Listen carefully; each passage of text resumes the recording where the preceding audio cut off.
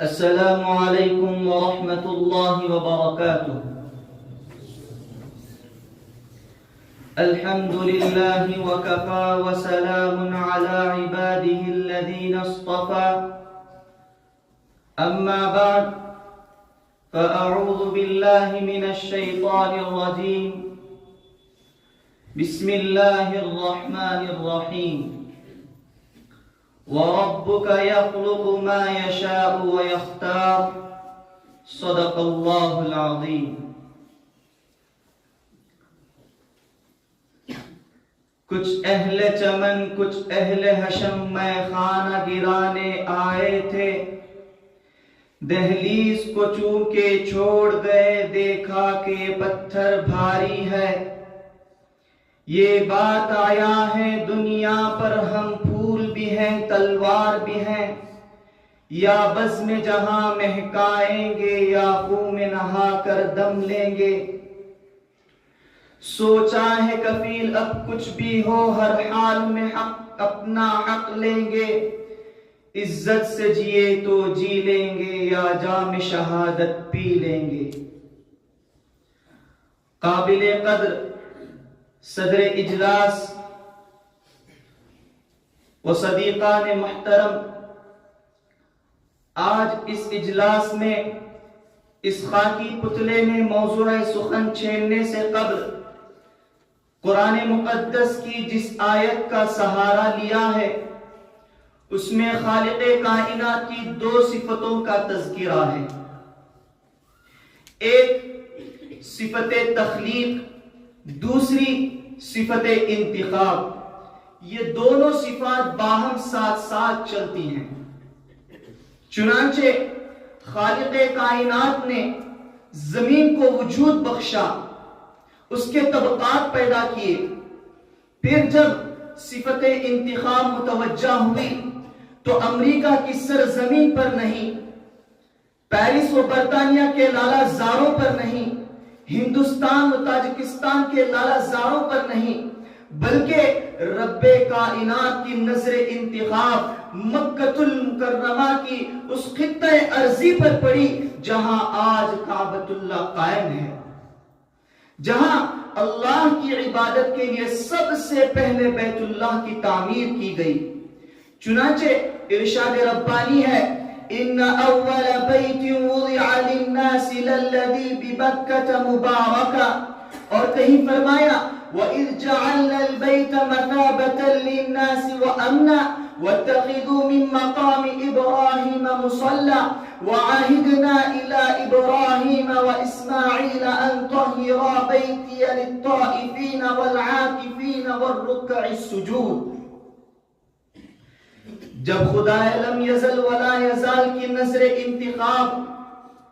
آسمانوں پر پڑی تو ساتوں آسمانوں میں سے ساتویں آسمان کو عرش و کرسی کے لیے منتخب فرما لیا. اور آگے چلیے، آسمانوں اور زمینوں میں بسنے والے مخلوقات کی طرف جب خدا وحدہ لا شریک لہ کی صفت تخلیق متوجہ ہوئی تو ارض و سما کی مخلوقات کا وجود عمل میں آ گیا. پھر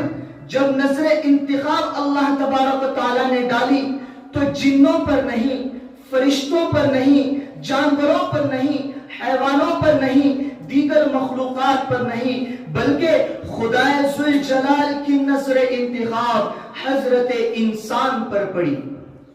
جسے فرش خاکی سے اٹھا کر مسجد ملائکہ بنا دیا، جس کے سر پر خلعت خلافت کا صحرا باندھا، جسے وَلَقَدْ كَرَّمْنَا بَنِي آدَمَ کا حسین خطاب دیا، جسے لَقَدْ خَلَقْنَا الْإِنسَانَ فِي أَحْسَنِ تَقْوِيمٍ کا لبادہ اڑایا. پھر اس بھٹکی ہوئی انسانیت کی رشد و ہدایت کے لیے دو طریقوں کا وجود بخشا. ایک حضرات انبیاء علیہم السلام کی بعثت، دوسرے آسمانی کتابوں کا نزول. چنانچہ توریت بھی اللہ کی نازل کردہ ہدایت کی کتاب ہے، زبور بھی اللہ کی نازل کردہ کتاب ہے، انجیل بھی اللہ کی نازل کردہ کتاب ہے. سب کے سب اللہ اللہ کی نازل کردہ کتابیں ہیں، مگر خالق ارض و سما نے جب نظر انتخاب ڈالی تو توریت پر نہیں، زبور پر نہیں، انجیل پر نہیں، بلکہ خداوند قدوس نے اس مقدس قانون ہدایت پر اور ابدی دستور حیات پر نظر انتخاب ڈالی، جسے سب سے آخری دستور حیات تسلیم کر لیا گیا، جس کے بارے میں یہ اعلان ہے ذالک الکتاب لا ریب فیہ، اس کتاب میں کوئی شک و شبہ نہیں۔ کہیں پر فرمایا ان ھذا القرآن یہدی للتی ہی اقوم، اور کہیں فرمایا فَأْتُوا بِسُورَةٍ مِّن مِّثْلِهِ وَادْعُوا شُهَدَاءَكُم مِّن دُونِ اللَّهِ إِن كُنتُمْ صَادِقِينَ، اور کہیں فرمایا إِنَّا نَحْنُ نَزَّلْنَا الذِّكْرَ وَإِنَّا لَهُ لَحَافِظُونَ، اور کہیں فرمایا لَا يَمَسُّهُ إِلَّا الْمُطَهَّرُونَ تَنزِيلٌ مِّن رَّبِّ الْعَالَمِينَ، اور کہیں فرمایا إِنَّا أَنزَلْنَاهُ فِي لَيْلَةِ الْقَدْرِ۔ اور آگے چلیے، اللہ تبارک و تعالیٰ نے دنیا میں بہت سے ادیان و مذاہب کو پیدا فرمایا، بہت سے دین و ملت کو جنم دیا، چنانچہ جب رب ذوالجلال کی نظر انتخاب متوجہ ہوئی تو دین یہودیت پر نہیں، دین نصرانیت پر نہیں، دین عیسائیت پر نہیں، دین مجوسیت پر نہیں، بلکہ خداوند قدوس کی نظر انتخاب دین اسلام پر ہوئی، دین ابراہیم پر ہوئی، جو دین حضور اکرم سرور دو عالم صلی اللہ علیہ وسلم لے کر مبعوث ہوئے، اس دین پر پڑھی، اور اس شان و شوکت کے ساتھ پڑھی کہ جملہ تمام ادیان سابقہ کو بالکلیہ طور پر منسوخ کر کے رکھ دیا۔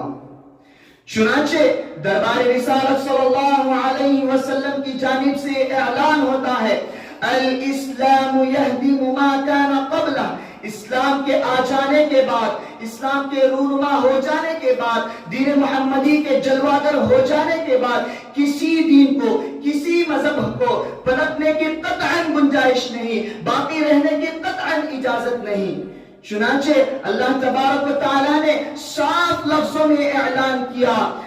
ان الدین عند اللہ اسلام، اللہ کے نزدیک اگر کوئی دین، اگر کوئی مذہب قابل عمل ہے، قابل قبول ہے تو صرف و صرف دین اسلام ہے۔ دین اسلام کے علاوہ، مذہب اسلام کے علاوہ اگر کوئی دوسرا دین ڈھونڈتا ہے تو وہ قابل عمل نہیں، قابل تقلید نہیں، لائق حجت نہیں۔ صرف اسلامی ایسا صاف و شفاف مذہب ہے جو اللہ کے نزدیک محبوب و پسندیدہ ہے، صرف اسلامی ایسا صاف و شفاف آئینہ ہے جو اللہ کے نزدیک مقبول و برگزیدہ ہے۔ لہذا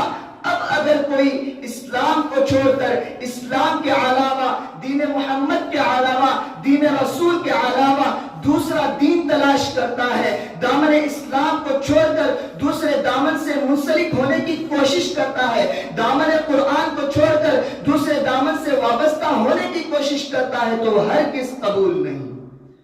اسی کو اللہ تبارک و تعالیٰ نے کلم کلا قرآن میں فرما دیا وَمَن يَبْتَغِ غَيْرَ الْإِسْلَامِ دِينًا فَلَن يُقْبَلَ مِنْهُ، اگر کوئی اسلام کو چھوڑ کر دوسرا دین تلاش کرتا ہے، قرآن کو چھوڑ کر دوسرا فرمان تلاش کرتا ہے، دامن اسلام کو چھوڑ کر دوسرا دامن تلاش کرتا ہے، قانون قرآن کو چھوڑ کر دوسرا قانون تلاش کرتا ہے تو وہ ہرگز قابل قبول نہیں۔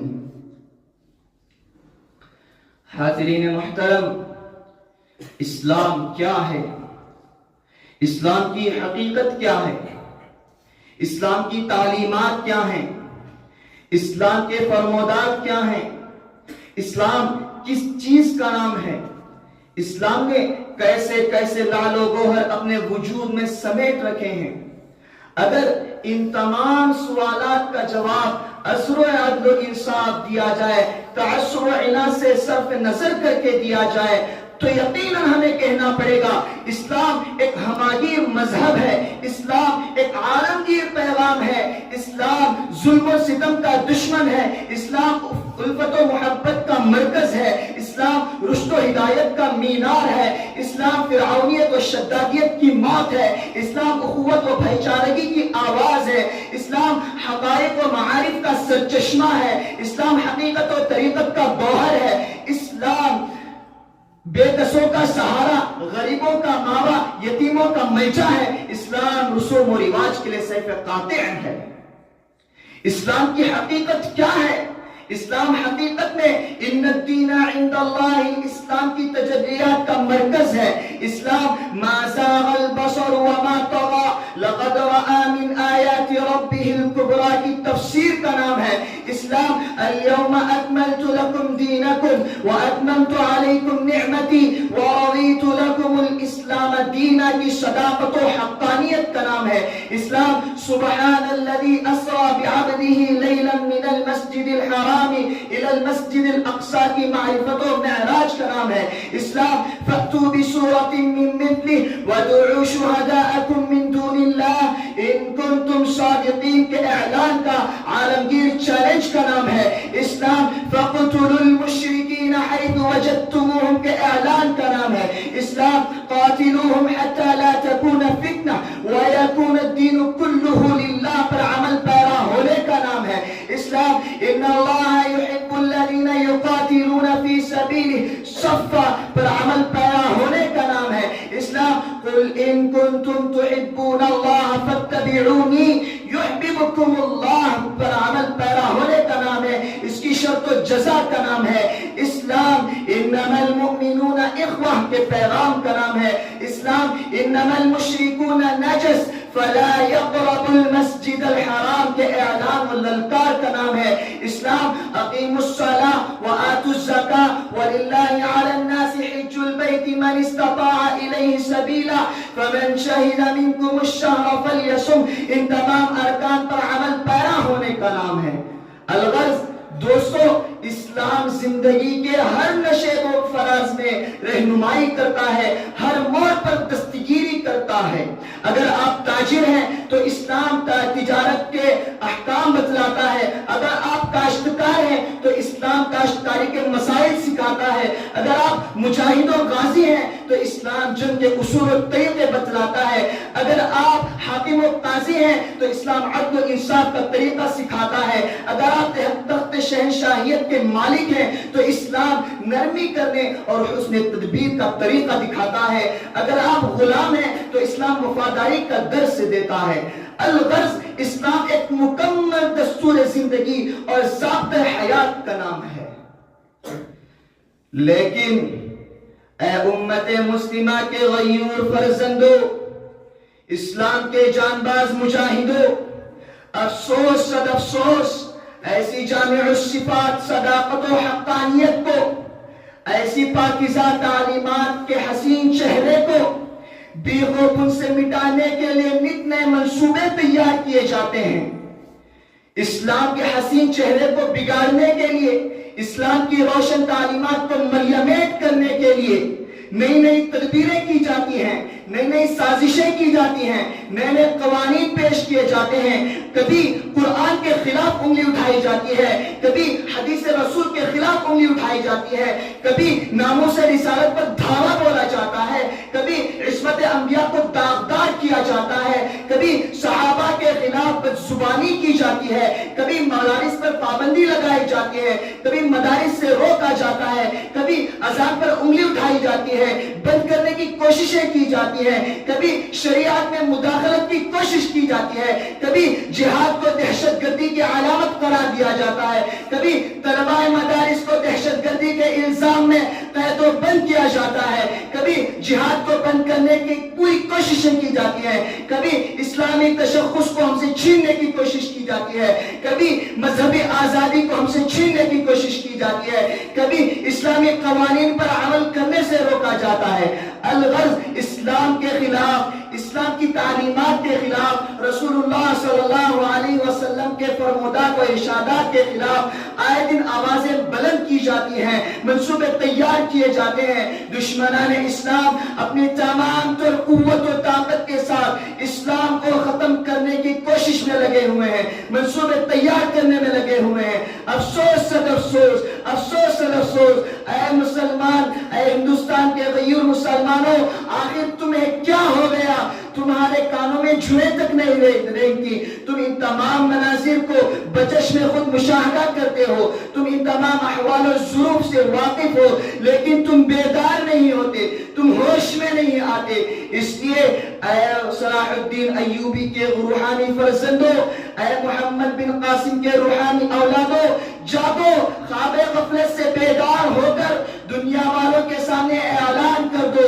دشمنان اسلام کو بتلا دو، ہم وہ لوگ ہیں جو شہادت کو اور موت کو اسی طرح محبوب رکھتے ہیں جس طرح تم اپنی زندگی کو محبوب رکھتے ہو، ہم موت سے اسی طرح پیار کرتے ہیں جس طرح تم اپنی زندگیوں سے پیار کرتے ہو، ہم موت کو اور شہادت کو میٹھے شربت سے بھی زیادہ لذیذ سمجھتے ہیں، ہم انہی صحابہ کے وارث ہیں جو 313 تھے لیکن ہزاروں پر غالب آ گئے تھے، ہم انہی معاذ معافظ کے وارث ہیں جنہوں نے ابو جہل جیسے سرکش کو تہہ تہہ کر دیا، ہم انہی خباب و بلال کے وارث ہیں جن کے سینوں پر چٹانیں رکھی گئی، جن کو تپتی ہوئی ریت پر لٹایا گیا، جن کو سولیوں پر چڑھایا گیا، جن کو آگ میں ڈالا گیا، لیکن یہ حضرات عزم و استقلال کا کوہ ہمالیہ بنے رہے، ان کے پائے ثبات میں ذرہ برابر بھی تزلزل نہیں آیا، ان کے ایمان و یقین میں رتی برابر بھی کمی نہیں آئی، بلکہ اس کے خلاف ان کا ایمان و یقین مزید مستحکم ہوتا گیا۔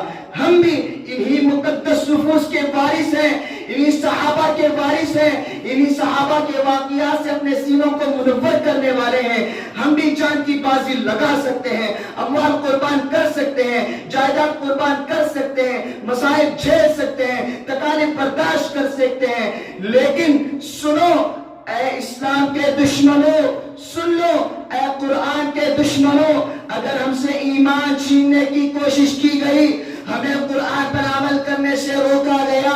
اگر ہمارے مدارس پر پابندی لگائی گئی، ناموس رسالت پر حملہ کیا گیا، علماء اسلام کو مجروح کرنے کی سعی کی گئی، تو سنو ہم کسی قیمت پر اس کو برداشت نہیں کر سکتے، اس کے برخلاف اسلام کی حفاظت کے لیے اپنی زندگی کی آخری سانس تک، آخری قطرے تک اپنی جان دینے کے لیے تیار ہے، لیکن ایمان و یقین جیسی دولت کا سودا کرنے کے لیے کسی قیمت پر تیار نہیں۔ اے امت مسلمہ کے جیادو، اسلام کے سچے محافظوں، عزم کرو، عہد کرو اور دشمنان اسلام کے سامنے اعلان کر دو، جو قلم اسلام کے خلاف چلے گا اس قلم کو توڑ دیا جائے گا، جو زبان اسلام کے خلاف بولے گی اس کو قتل دیا جائے گا، جو قدم اسلام کے خلاف اٹھے گا اسے توڑ دیا جائے گا، جو زبان اسلام کے خلاف چلے گی اسے قتل دیا جائے گا، جو آواز اسلام کے خلاف بلند ہوگی اس کو دبا دیا جائے گا، جو قانون قرآن کے خلاف نافذ کیا جائے گا اسے چلنے نہ دیا جائے گا، جو بل اسلام کے خلاف پاس کی جائے گی اس کو پامال کر دیا جائے گا۔ الغرض آج اسلام اغیار کے نظروں میں کانٹوں کی طرح چبھ رہا ہے، اس لیے ہزاروں باطل طاقتیں قوتیں مل کر اسلام کو جڑ سے ختم کرنے میں مصروف کار نظر آتے ہیں۔ نور خدا ہے کفر کی حرکت پہ خندزن، نور خدا ہے کفر کی حرکت پہ خندزن، پھونکوں سے یہ چراغ بجھایا نہ جائے گا۔ یریدون لیطفئوا نور اللہ بافواہہم واللہ متم نورہ ولو کرہ الکافرون۔ اے امت کے جیانو، علم نبوت کے حاملو، اگر آپ نے وقت سے پہلے اس سیل رواں پر قدغن نہ لگایا، اگر آپ نے حالات کی نزاکت کو محسوس نہ کیا، آپ نے اسلام کے مقابلے میں جو ہوائیں چل رہی ہیں ان کا مقابلہ نہ کیا، اگر اسلام کی جانب سے دفاعی کارروائی نہ کی، تو یاد رکھو ہم پر بھی وہ دن آئے گا جو بخارا اور سمرقند میں آیا، جو بوسینا اور فلسطین میں آیا، وہاں کی مساجد ویران کر دی گئی، وہاں کے مدارس تباہ و برباد کر دیے گئے، وہاں کے علماء کو قتل کر دیا گیا، وہاں کے مدارس کو استبل میں تبدیل کر دیا گیا، مکاتب کو ختم کر دیا گیا، خانقاہوں کو نیست و نابود کر دیا گیا، علماء اسلام کو مجروح کیا گیا، اسلامی ماں اور بہنوں کی عزتوں کو لوٹا گیا، ان کے دامن عفت کو تار تار کیا گیا، سنت رسول کی دھجیاں اڑائی گئیں۔ اس لیے اے امت مسلمہ کے غیور مسلمانوں، حضرت محمد صلی اللہ علیہ وسلم کے سچے امتیوں، ضرورت ہے ہم وقت سے پہلے ایک اور نیک ہو کر، متحد ہو کر، وَاعْتَصِمُوا بِحَبْلِ اللَّهِ جَمِيعًا وَلَا تَفَرَّقُوا کا عملی نمونہ بن کر دشمنان اسلام کے سامنے یہ اعلان کر دیں کہ ہم تمہاری کوششوں کو ناکام کرنے کے لیے زندگی کی آخری سانس تک خون کا قطرہ بہانے کے لیے تیار ہیں، لیکن تمہارے اس منصوبے کو کامیاب ہونے نہ دیں گے انشاءاللہ۔ ورنہ قدرت کا یہ دستور ہے، جب قدرت کسی قوم و ملت میں احساس و شعور دیتی ہے، علامت حیات دیتی ہے، تو اسے جھنجھوڑتی ہے، اسے دستک دے کر جگاتی ہے، بیدار کرتی ہے۔ لیکن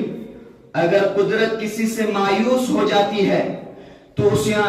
لوریاں دے کر، موت کی گولیاں کھلا کر ہمیشہ کے لیے سلا دیتی ہے۔ اللہ تعالیٰ سے دعا فرمائیں